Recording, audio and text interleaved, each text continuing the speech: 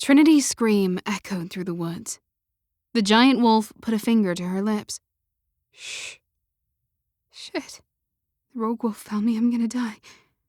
Warm tears flooded Trinity's eyes until a warm sensation interrupted them. The smell of rich earth, oak moss, and dark chocolate broke through the fog.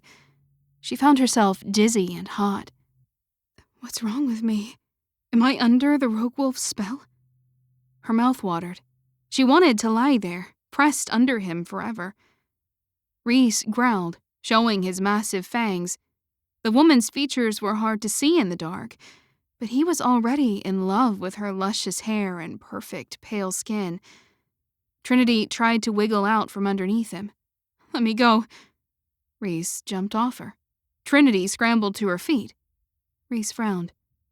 Are you okay? You're in danger. Come with me. Trinity's eyes darted across the scratches that covered her body. What do you mean, am I okay? You just attacked me.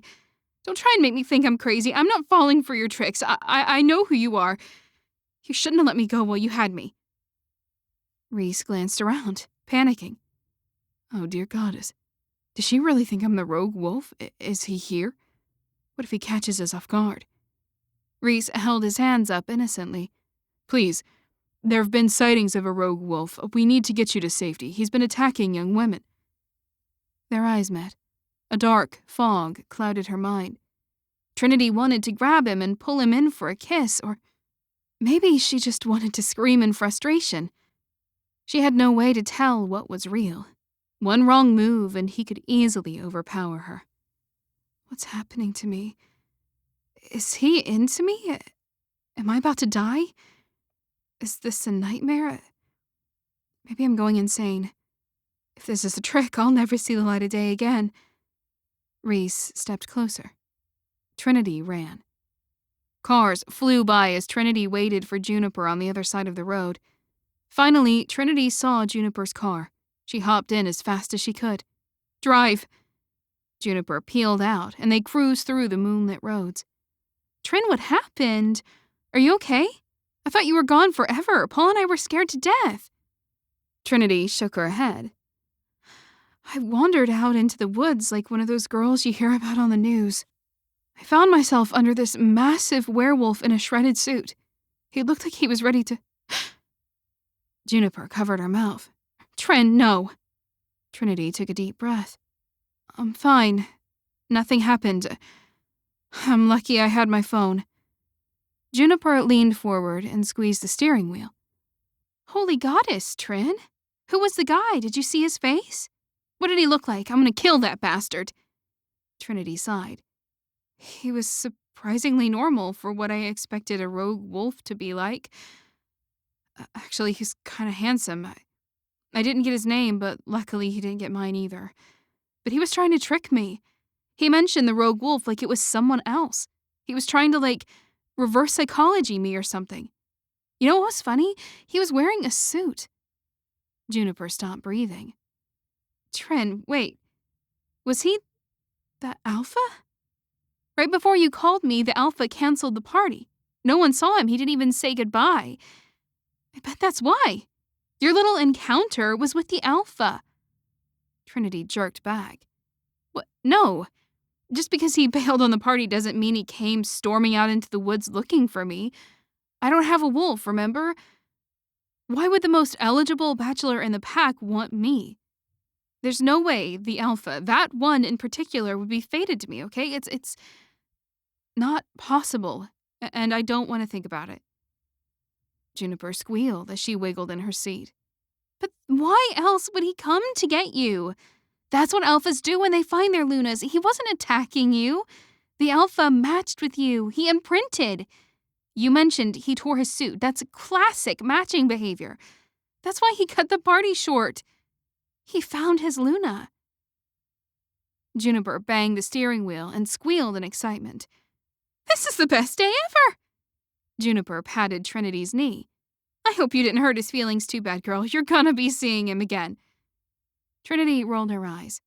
Junie, stop. Not everyone has it like you and Paul, okay? I've had enough of this. Just drive me home.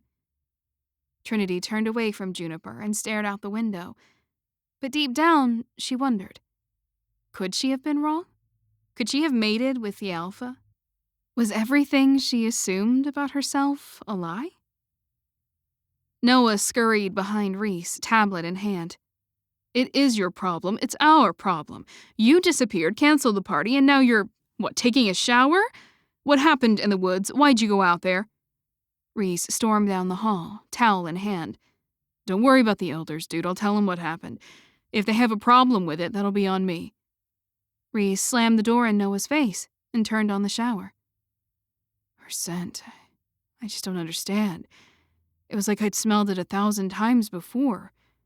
Isn't that what's supposed to happen when you imprint on someone? Didn't she feel it? How could she run away like that? He stepped in the shower and feverishly scrubbed every speck of dirt from under his nails.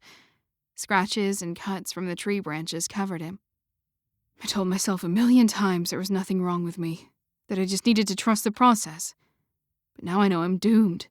The goddess has it out for me. I'll never find my Luna. Grandfather folded his arms and lowered his brow. Did you make contact with the alpha? Trinity sipped her coffee. Nope, I'm going for a jog. Grandfather roared. He never roared in the house, ever. But there they were. What's happened to this family? He said, thrashing his fists in the air. I want you to find yourself another gathering to go to within the next month. You'd better have a good explanation for not giving this your best effort. Trinity shuddered as she laced up her shoes. Did you hear about the rogue wolf attacks? You're lucky I'm alive. All I could do was run. Grandfather stepped back. What, around here? Trinity had ignored warnings about rogue wolves most of her life. The whole panic about them seemed like an alarmist waste of time. Trinity figured her biggest foes were college frat boys and sinister rideshare drivers. The woods behind her grandfather's house seemed more pathetic than the ones at the mansion from last night, but at least there were no rogue wolves there. I wonder if the rogue wolf cast a spell on me. I should see a specialist. She rounded the same corners as always. The simple mulch path was her most sacred place. No matter what horrible things grandfather said, or how much hazing she went through at school, this place brought her back. I wonder if Mom would have run with me. I wonder if she would have liked me if she'd stuck around. They always say it's not my fault she took her life, but I know it was. Grandfather humiliated her to no end, and he does the same to me because I deserve it. Still, I wish I could have begged her to stay. Trinity rounded the final corner of her usual path. 45 minutes had gone by in a flash. She approached the back wall gate and stopped to catch her breath. She sniffed the air. That's weird. Am I still in heat? A massive wolf landed behind her. Trinity jumped back and screamed. Ah!